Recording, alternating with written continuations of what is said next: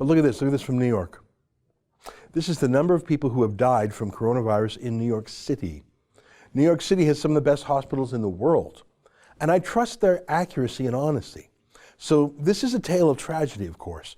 1,397 people have died as of the moment this was published, but look at those vertical columns. The first is called underlying conditions, the second is called no underlying conditions, and the third is underlying conditions pending. So the first column is people who might have diabetes or cancer or respiratory problems or lung, chronic illness of some sort, and they get the coronavirus. The second is people who just get the virus. And the third is, well, they're still waiting for info about those patients. So a grand total of 18 deaths in New York City are the result of people who died only of the virus. 18. The rest died of the virus and something else. Or perhaps they died of something else, but they just also had the virus. Now that doesn't lessen the tragedy or the public health urgency of fighting the virus.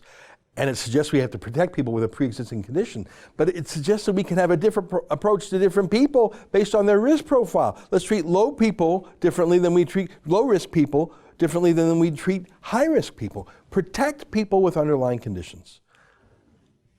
Let the rest of the country go back to work. Perhaps the most striking fact from New York City's stats is that of age.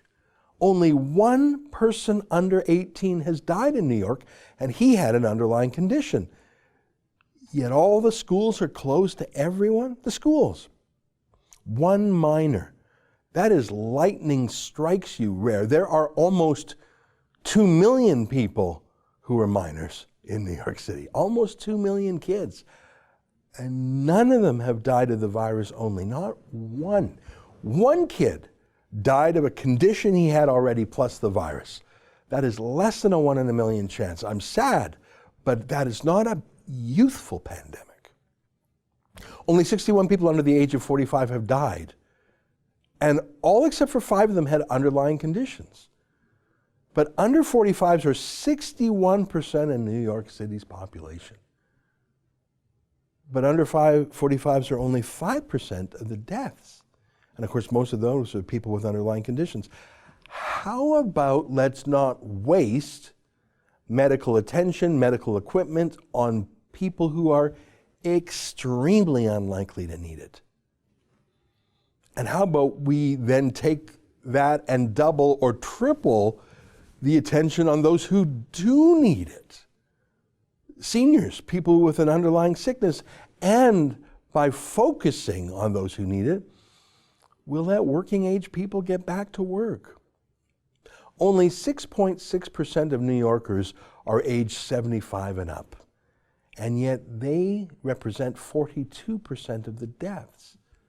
How about stop the total lockdown on the entire population and give all the care and protection to the sick and the elderly, and let everyone else go back to work to pay for it all?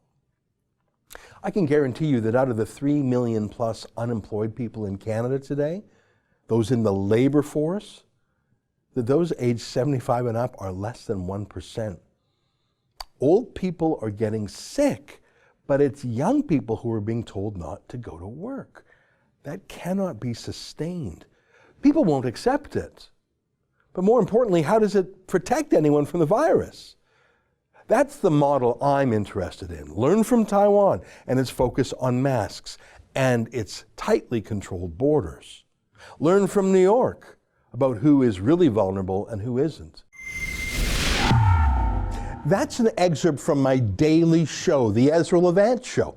Every day I do a monologue on the news of the day, then I interview an interesting guest, and then I read my hate mail. You gotta subscribe. Go to rebelnews.com.